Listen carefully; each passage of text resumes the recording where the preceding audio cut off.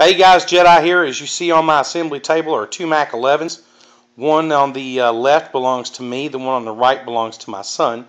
I actually purchased the one on the right from a friend of mine that owns Black Ops Military Surplus out in Owensboro, Kentucky. And he bought it from another player that broke it. How he broke it we don't know, but there's a piece of tape over the top there. And I want to give you the chronos and all the findings of both guns. And then we're going to discuss price, which is first and foremost on a lot of people's minds when they buy a kit. I know it is in my mind. And then we're going to discuss which is better than the other and the trade-offs you get between the two. Now, first of all, this weapon here. This one clocked in at 312 FPS. Keep in mind this is an Excratec 3200. The test specimen BBs were KSC Perfect .20s. And that's with Coleman propane, a propane adapter, and DuPont silicone oil. It came in at 0.09 joules. This is your point. This is the amount of energy that's on the impact of the target from the BB. And that's really mainly your best number you want to think about. And it came in at an amazing 27.83 rounds per second. The problem was on the 50-round magazine, only 30 rounds were able to be shot out of this weapon before the magazine ran dry of gas. And keep in mind that both weapons were filled with the same time frame, and I know some people count slower than others, but we went with a 15-second gas fill, okay? And it had stopped hissing, and I even pushed it beyond that to get it as full as possible to make this comparison as fair as possible. Now this weapon, it clocked in on the same Excratec, the same test sample BBs and gas, at 327 FPS, 1.04 joules, and 21 rounds per second. But this gun, I was able to fire the full 50 rounds, and I still had enough in it to fill it up with BBs again and shoot it again on the same gas fill, 15 seconds, the same as this weapon. Now the kicker is that this weapon costs around about $130, $140, I think. And this one at $105.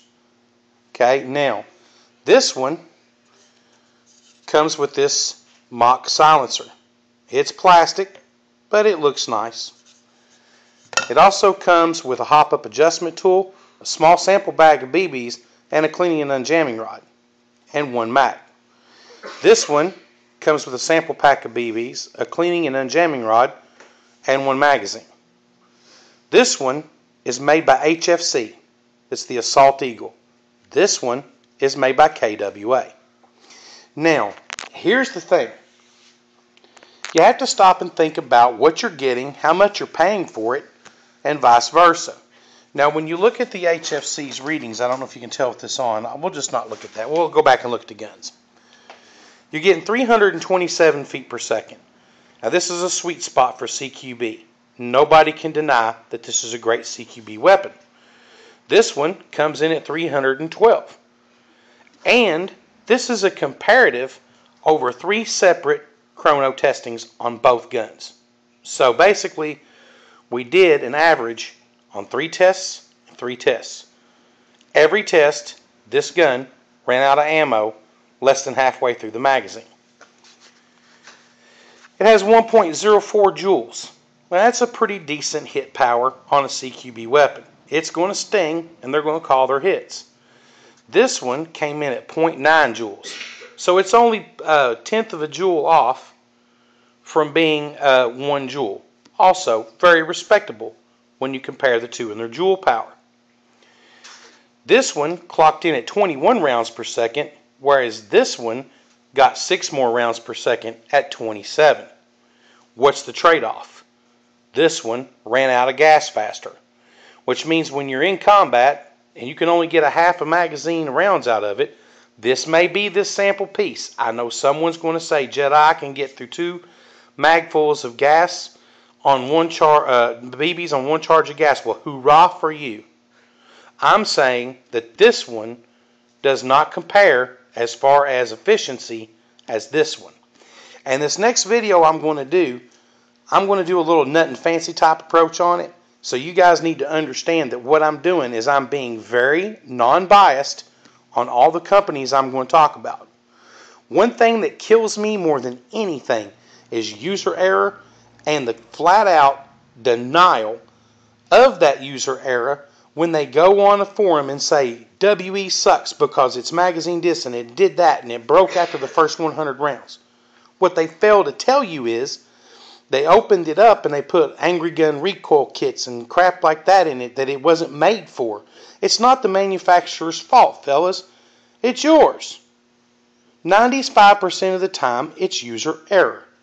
So there you have it. You can have a bad gun from HFC and you can have a bad gun from KWA.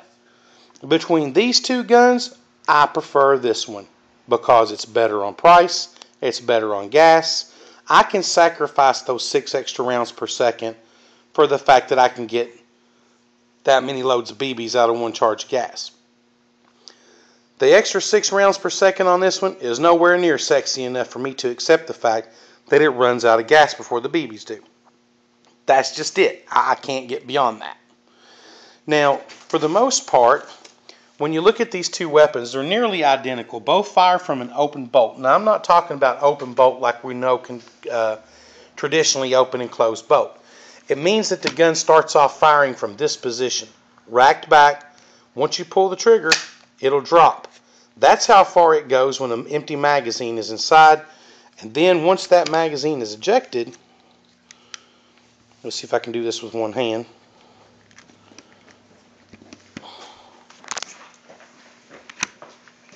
Pyro, put your hand up there on that.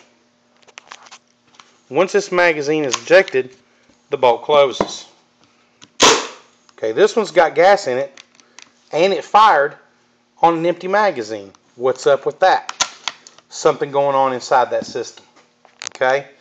It goes to show you that yes, this gun has gone through a previous user. This gun was purchased brand new.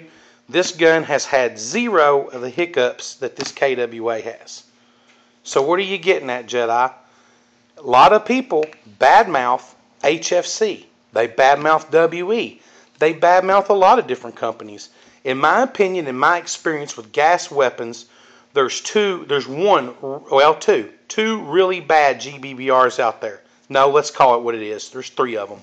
Well, AGM, and JG. If you buy any of those 3 gas blowback M4s, you're asking for trouble.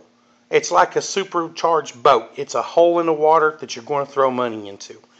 HFC, every single HFC pistol I have owned has functioned flawlessly. And the amount of money paid for it justifies it. KWA, I've had several KWAs. Right now I own the LM4. No hiccups, no problems. I've owned this one. Tons of problems. And I've had one other one. I can't remember which one it was. But it was a mess. It was a hot mess. So all of this stuff about KWA this and KWA that, guys, when it comes right down to it, it's no different than any other gun. Yes, they make good quality guns. They start off with good quality prices. I just don't believe it justifies the price tag that they ask for it sometimes. Because you can get just as much for less money out of this gun, even more.